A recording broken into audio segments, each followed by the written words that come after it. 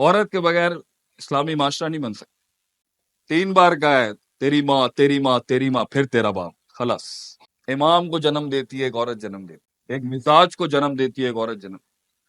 اللہ نے مجھے تو 14 سال بعد پتر دیتا ہے, میں جاننا ایک عورت کی تکلیفیں کی. لیکن ایک ڈپارٹمنٹ میں عورت کا ایک ایسی مس ہینڈلنگ ہے کہ امام بخاری نے ایک باب باندھ دیا ہے مردوں کے لیے. ایک چھوٹی جہی غلطی بھی مرد کو نہ ہو جائے نا, کسی جگہ تے وہ ذرا اندروں نکلے گا اور نکلے گا نا. چھوٹی جہی کسی جگہ تے مرد کو وڈے تو وڈا چودھری بھی کیوں نہ ہے, کسی جگہ تے امام بخاری نے باب کا نام لکھا کفران العشیر ہے. یہ جو جملے تیرے کولوں تو سوا کدی چنگا کمی نہیں ہوا آج تک.